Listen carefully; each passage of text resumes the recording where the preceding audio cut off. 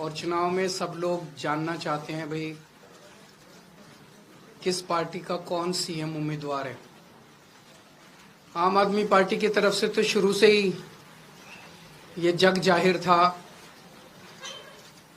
पूरी पार्टी ने निर्णय लिया था, मेरे नाम के ऊपर सहमति थी कि अरविंद केजरीवाल जो है वो सीएम उम्मीदवार होंगे।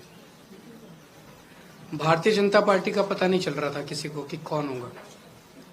कल इनकी सीईसी की मीटिंग हुई है, सेंट्रल इलेक्शन कमेटी की मीटिंग हुई है और सूत्रों से पता चला है कि उस मीटिंग में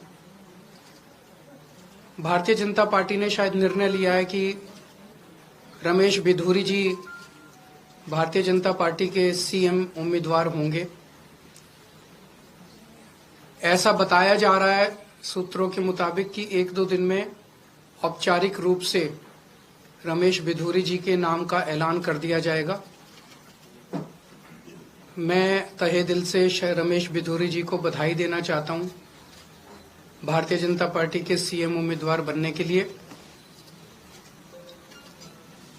मैं दिल्ली की जनता की ओर से मांग करता हूं कि रमेश बिधूरी जी बताएं कि उन्होंने 10 साल सांसद के तौर पे बतौर सांसद उन्होंने 10 साल दिल्ली के लिए क्या क्या काम किए। वो दिल्ली की जनता को बताएं कि उनका विजन क्या है दिल्ली को लेके, वो दिल्ली में और क्या क्या काम करेंगे। अगर उनको दिल्ली के लोगों के लिए उनका विजन क्या है वो ये साफ साफ बताएं दिल्ली के लोगों को। और जब उनका औपचारिक रूप से ऐलान हो जाएगा तो जनतंत्र को सुदृढ़ करने के लिए मैं ये भी चाहूंगा कि उनके औपचारिक नाम का ऐलान होने के बाद एक दिन दिल्ली के लोगों के सामने, देश के लोगों के सामने, सारे मीडिया के सामने आम आदमी पार्टी और भारतीय जनता पार्टी के रमेश बिधूरी जी के जो भी सीएम कैंडिडेट होगा उनके बीच में एक सार्वजनिक डिबेट होना चाहिए जिसमें जनता देख सके कि वोट इसको देना है कि उसको देना है, इसने क्या काम किया, उसने क्या काम किया, इसका क्या विजन है, उसका क्या विजन है। तो हम इंतजार करेंगे 1-2 दिन में शायद रमेश बिधूरी जी का औपचारिक ऐलान हो जाएगा, उसके बाद फिर हम आगे देखते हैं क्या होता है।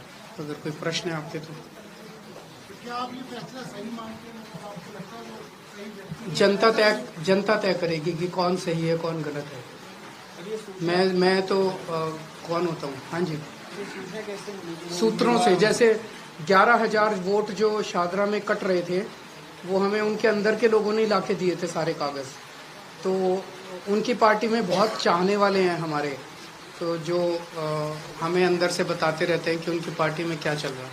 दिल्ली पुलिस की क्राइम रिपोर्ट आई है जिसमें ये बताया है कि 2024 में क्राइम किसी भी तरह का हो, खासतौर से संगीन अपराध जो है वो बहुत कम हुए हैं। जनता से जाके पूछ लो, सरेआम दिल्ली की सड़कों पे गोलियां चल रही हैं। रिपोर्ट तो ये कुछ भी लिखवा रहे थे, कमरे ये बंद एसी कमरे में बैठ के कोई भी रिपोर्ट लिखवा लो। जनता से पूछो कि जनता कितना अपने आप को सुरक्षित महसूस कर रही है।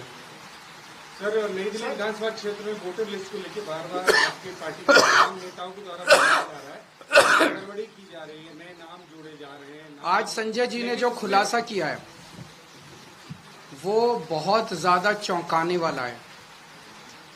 गाली गलौज पार्टी के कई कैबिनेट मिनिस्टर्स और सांसदों के घरों से 20-20, 30-30, 40-40 नए वोट बनाने की एप्लीकेशन दिसंबर के और जनवरी के महीने में फाइल की गई है। ये कौन लोग हैं? अचानक इतने लोग सारे बीजेपी के गाली गलौज पार्टी के सांसदों के घरों में कैसे आ गए? कई ऐसे एक कमरे की झुग्गी, छोटी सी झुग्गी, उसमें 30 वोट बनाने की एप्लीकेशन आई हुई है। एक छोटी सी दुकान, उसमें 40 वोट बनाने की एप्लीकेशन। ये कौन है ये लोग? तो जाहिर तौर पे भारतीय जनता पार्टी हार मान चुकी है और जनता के सामने ये भी धीरे धीरे निकल के आ रहा है इस दिल्ली चुनाव के अंदर कि ये चुनाव नहीं लड़ते, ये लोग केवल और केवल बेईमानी करते हैं। इस चुनाव के अंदर इनकी एक एक बेईमानी, हमारे कार्यकर्ता इतने सतर्क थे कि उन्होंने एक एक बेईमानी इन लोगों की पकड़ ली है। पर वो सारी बातें हैं